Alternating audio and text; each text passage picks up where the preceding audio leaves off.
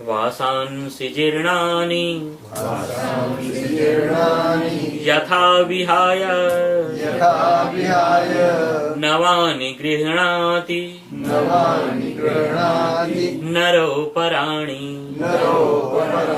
तथा शरीराणि विहाय जीर्णानि अन्यानि संयाति नवानि देहि। जिस तरह से यह देही, यह मनुष्य, ये आदमी वस्त्रों के मलिन होने के बाद जो है वो अब पुराने वस्त्रों का परित्याग करके स्नान करके स्वच्छ धुले हुए नए वस्त्र धारण कर लेता है, तथा वैसे ही ये जो देही है, ये जो शरीरी है, ये जो आत्मा है, प्रारब्धवश कई बार ऐसा होता है कि किसी की मृत्यु जो है वो बहुत यंग अवस्था में हो जाती है, तो उस समय तक तो उसके वस्त्र पुराने नहीं हुए होते हैं, वो तो एकदम बिल्कुल यंग है, नौजवान है। तो ये जो शरीर हमें प्राप्त है ना, एक्चुअली ये प्रारब्ध कर्मों के वजह से ये हमें शरीर मिला हुआ है। तो जब तक इस शरीर का प्रारब्ध है तब तक ये शरीर रहेगा, और जो ही इस शरीर का प्रारब्ध पूरा हुआ फिर जो है इसकी व्यवस्था वो जीर्ण हो जाएगी, और चाहे ये 30 साल का हो, चाहे 60 साल का हो, चाहे 120 साल का हो, ये शरीर छूट जाएगा। तो भगवान ने कहा जिस तरह से कोई व्यक्ति पुराने वस्त्रों का परित्याग करके, यहां पर भी देखो लोग ऐसे बहुत से लोग हैं जो 1, 2, 6 महीने से ज्यादा वस्त्र नहीं पहनते हैं, वो वस्त्र एकदम बिल्कुल नए की तरह होते हैं, लेकिन उनके लिए वही पुराने है कि नहीं बस अब ये नहीं पहनना है, हमें दूसरे नए खरीदने हैं। और बच्चे तो खास करके बस थोड़े से बस पहन लिए, अब वो कपड़ा नहीं पहनना है। उसी तरह से प्रारब्ध कहता है कि नहीं भाई अब ये जो है ये वस्त्र जो है अब ये हमें नहीं चाहिए, ये तुम हटाओ, अब दूसरे वस्त्र की व्यवस्था है, और दूसरा वस्त्र जो है प्रकृति के द्वारा इसे प्रदान किया जाता है, मिल जाता है। ऐसी सिचुएशन में, ऐसी हालात में, ऐसी स्थिति में जो है भगवान ने कहा कि शरीर के अंदर आसक्ति मत करो, आसक्ति करनी ही है तो मई आवेश्य मनो ये माम, मई आसक्त मना पार्थ। क्योंकि शरीर या संसार या पदार्थ किसी भी चीज में अगर हम आसक्ति करते हैं तो वो तो चीजें आज हैं कल नहीं है, प्रत्येक क्षण जो है वो बदलने वाली हैं। संसार कहीं भी कभी भी स्थायी या स्थिर या उसके अंदर एकत्व की स्थापना परमात्मा ने की ही नहीं है। भगवान ने कहा इदम शरीरम कौन्तेय क्षेत्रम इति अभिधीयते। हे पार्थ, यह शरीर इदंता से भगवान ने बताया है, यह इस तरह से जैसे कि किसी वस्तु के लिए, किसी पदार्थ के लिए, किसी सामान के लिए कोई व्यक्ति कहे कि यह, अब यह कहने का मतलब यह है कि वो यह है, जो मैं हूं वो यह नहीं हो सकता, और जो यह है वो मैं नहीं हो सकता हूं। हमने वो मैं मान लिया है, और जो मैं है, जो वास्तविक हमारा जो होनापन है, जो हमारा जो अस्तित्व है, जो वास्तविक हम जो आत्मवान हैं, उसकी मैं पहचान ही नहीं है।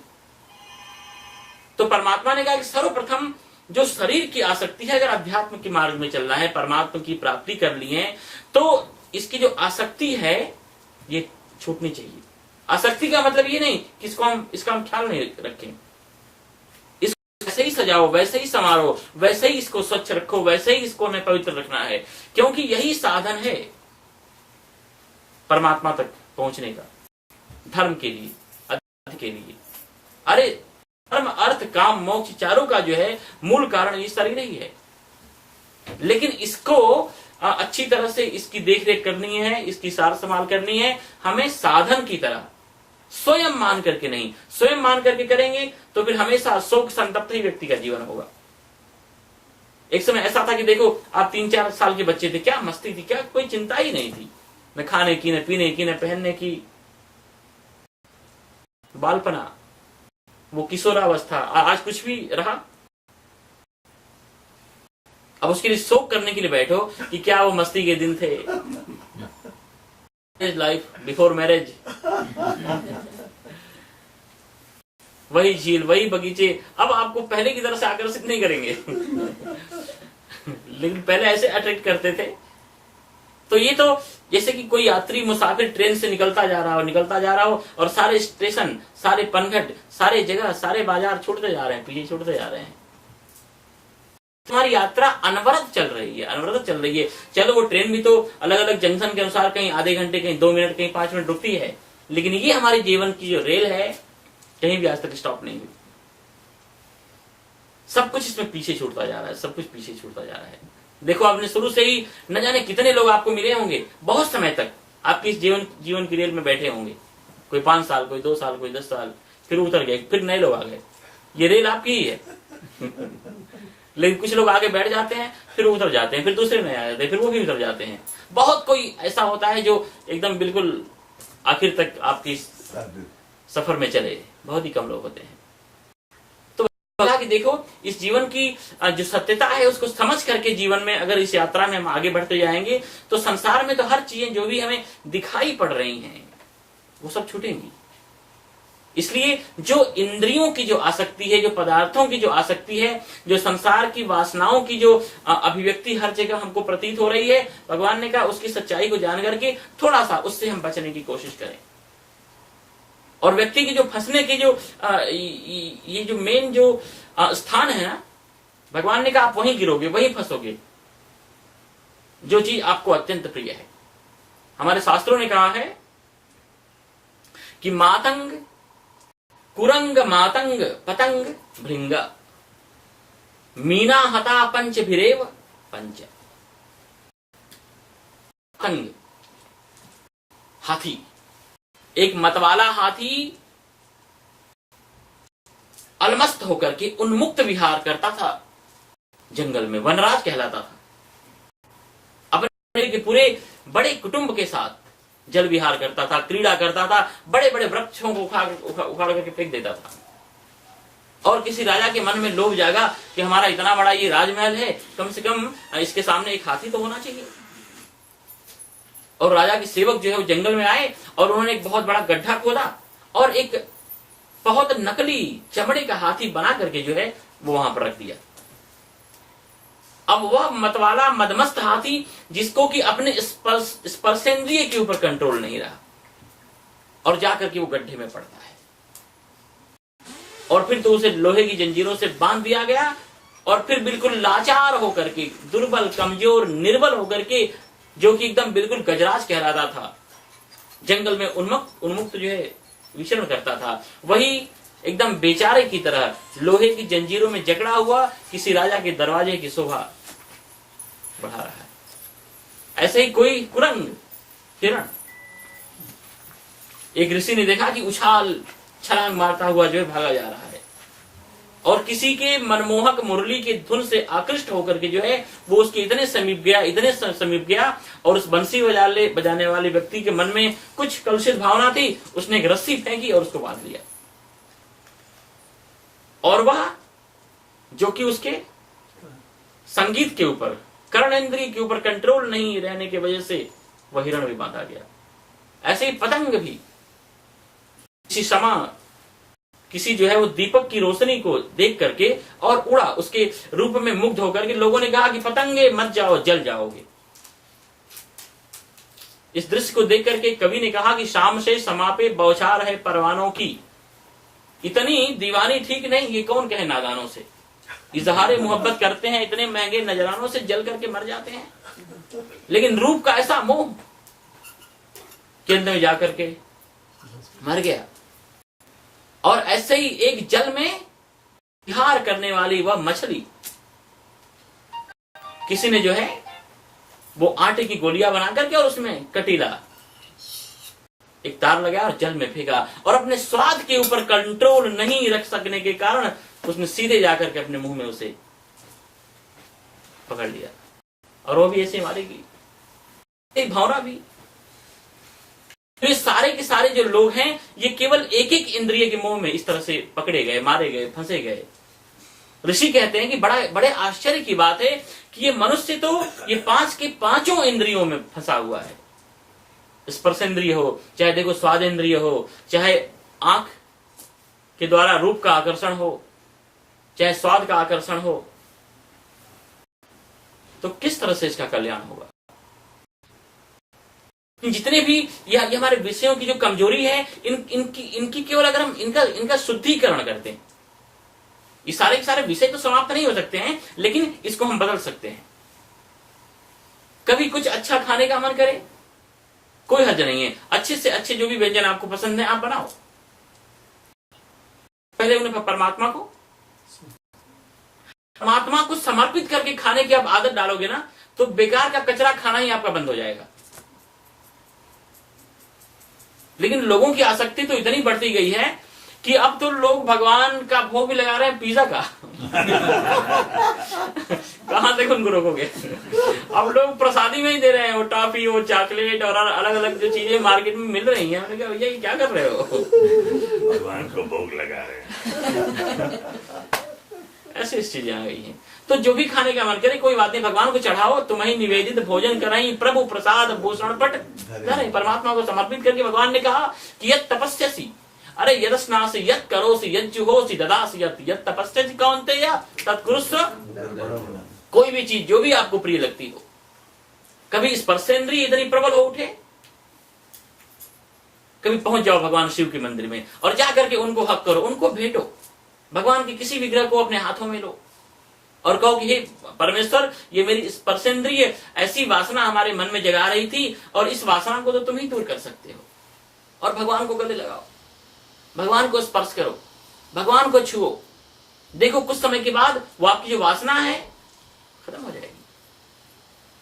कभी कुछ देखने का मन करे, भगवान के श्री विग्रह को देखो। भगवान के श्री विग्रह की रूपरेखा जो शास्त्रों में बताई गई है, क्या शांताकारम भुजग शयनम पद्मनाभम सुरेशम विश्वाधारम गगन सदृशम मेघ वर्णम शुभांगम लक्ष्मीकांतम कमल नयनम योगिभिर ध्यान गम्यम वंशिक विभूषित करान नवनिर्दाभात पीतांबरात अरुण बिंब फलात धरोष्ठात।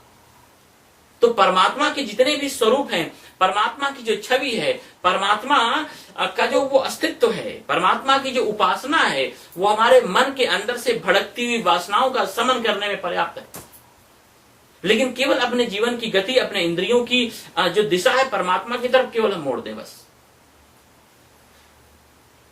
तो जितनी भी हमारे मन की वासनाएं हैं उसे भक्ति की तरफ हम मोड़ा दो। फिर देखो पूरा का पूरा हमारा जो जीवन है वो पवित्र हुए बिना रहेगा ही नहीं। तो परमात्मा ने दूसरे अध्याय में जो भी नश्वर नाशवान क्षण भंगुर जो पदार्थ हैं, जो प्रतिक्षण हमें अपने कमजोर इंद्रियों के द्वारा, दुर्बल मन के द्वारा अपने तरफ आकर्षित करते रहते हैं, भगवान ने उनकी नश्वरता को, उनके क्षण भंगुरत्व को बताया कि जिनके पीछे आप दौड़ रहे हो, जिनके पीछे आप भागे जा रहे हो, वो चीजें कुछ भी स्थायी नहीं है, कुछ भी स्थायी नहीं है। एक व्यक्ति कहीं गया दुकान पर कुछ सामान लेने के लिए, तो उसने कहा कि मान लो इस सामान अगर ठीक नहीं निकला तो उसने कहा ठीक नहीं निकला तो वापस कर जाना। तो उसने कहा ठीक है। नया नया व्यक्ति था, वो वहां से निकलने लगा, तो घर पहुंचा और सामान अच्छा नहीं निकला। तो घर वालों ने कहा कि अरे भैया जब कहाँ से लेके आए हो, दुकान तुम पहचानते हो? उसने कहा मैं पहचानता हूँ अच्छी तरह से, मैंने देखा उस दुकान के सामने गाय बैठी हुई थी। अब वो गाय की पहचान लेकर कहाँ उस वहां दुकान पर थोड़ी पहुंच पाएगा। अभी हम हमारे लाइफ की एकदम सच्ची घटना है। एक हमारे बड़े अच्छे स्नेही हैं चंद्रकांत पटेल, कैलिफोर्निया के। एक्चुअली जो दादा भगवान एक संप्रदाय निकला हुआ है नया ना, तो दादा भगवान के जो बड़े भाई हैं उनके ये दामाद हैं। तो बहुत ज्यादा उनकी निष्ठा उन सब चीजों में तो नहीं रही, लेकिन मेरे बड़े प्रेमी हैं। हमेशा हमारे गाजीपुर जा के एक महीने रहते हैं हमारे स्कूल में, और अभी एलए में है। तो बड़े मस्ती वाले। तो जब भी हम वहाँ कैलिफोर्निया में होते हैं तो बस अपनी गाड़ी लेकर के और अपना छोटा सा सूटकेस लेकर के मेरे साथ ही तब तक वो रहेंगे। और जैसे मैं जिनके यहाँ घर पे मैं रहूंगा ऐसे ऊपर, तो नीचे वो बिछा कर सो जाएंगे इस तरह से। और बहुत ही भोले वाले, उनको सभी जानते हैं फ्रीमाउंट में। तो कहीं भी लाना जाना, और आदमी इतना मतवाला कि गाड़ी चलाते चलाते सो जाए। और मैं कहूँ चंद्रकांत भाई क्या कर रहे हो, जागो, तो फिर वो जाग जाए। उसने कहा आप ही ने तो कल कहा था कि अपने जीवन की जो स्टीयरिंग है भगवान को सौंप दो। तो बस हमने तो भगवान को सौंप दिया, हमने कहा लेकिन मैं बैठा हुआ हूँ, अभी मुझे बहुत जगह प्रमोशन करना है। अभी मैंने बहुत लोगों को कह दिया है कि आप क्या आएंगे कम से कम। ये ऐसा एकदम सच्ची घटना है ये। तो उसके बाद कहीं वहां से प्रोविजन से छूट करके हमें किसी घर पे जाना था, तो उन्होंने कहा कि हम आगे चल रहे हैं, आप हमें करो। तो उनकी जो है वो लाल रंग की गाड़ी थी, तो चंद्रकांत भाई ने कहा ठीक है चलो आपके पीछे हम आ रहे हैं। तो उसके बाद वो लाल रंग की गाड़ी देख करके उन्होंने फॉलो किया, और पता नहीं क्या ऐसा कुछ हो गया कि फिर लाल गाड़ी फॉलो करते करते हम जब पहुंचे, और उसके बाद जब वो लाल गाड़ी जाकर के गैरेज में रुकी तो उसमें से तो वो मुस्लिम औरतें निकली और उनके पीछे ये गाड़ी लेकर लगा दिए। तो हमने कहा चंद्रकांत ये कहाँ लेकर के आए हो, देखो इसमें से तो मुस्लिम लड़कियां जो है ये निकल रही हैं। और उसके बाद वो लोग हमको देखेंगे इस तरह से ऐसा चंदन और ये तो वो सीधे पुलिस से फोन करेंगे तो हम तो वो कृष्ण की जन्मभूमि पर जाकर गीता में सुनानी पड़ेगी, तुम कर क्या रहे हो।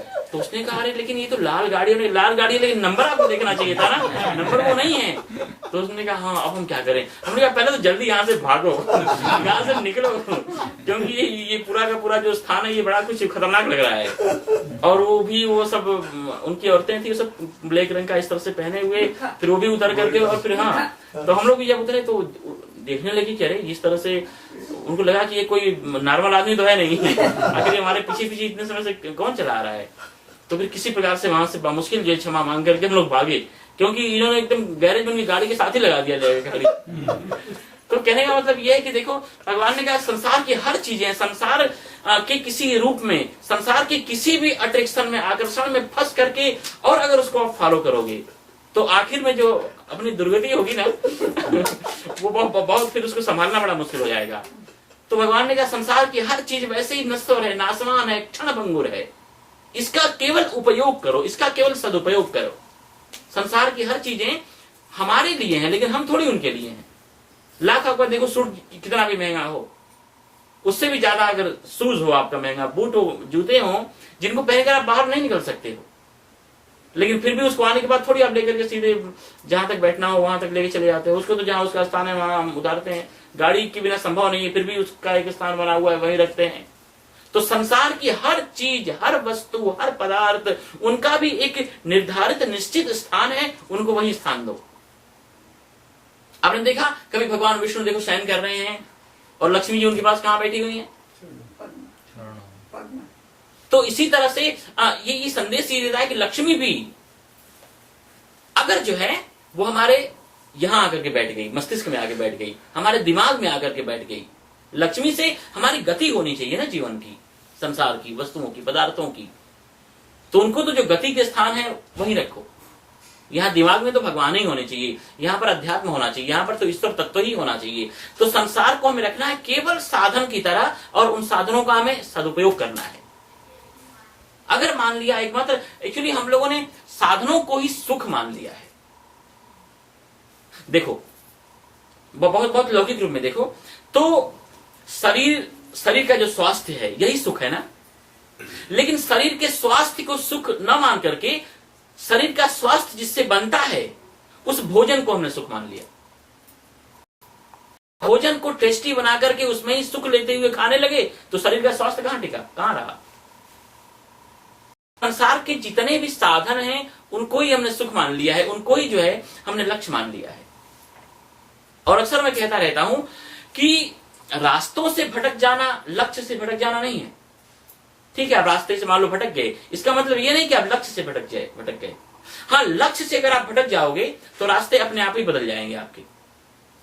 तो हमेशा आंतरिक जो हमारा लक्ष्य है वो अध्यात्म हो, परमात्मा हो, ईश्वर तत्व हो, सत्संग हो, डिविनिटी हो, जो दिव्यता है, जो अच्छाइयां है कि वो होनी चाहिए। और वो लक्ष्य बना हुआ है तो कोई बात नहीं। कभी अगर आप रेस्टोरेंट में भी चले गए, कभी संसार के इधर उधर स्थानों पर भी चले गए, कभी कहीं, ठीक है कोई बात नहीं, कहीं भी चले गए तो उतनी चिंता की बात नहीं है।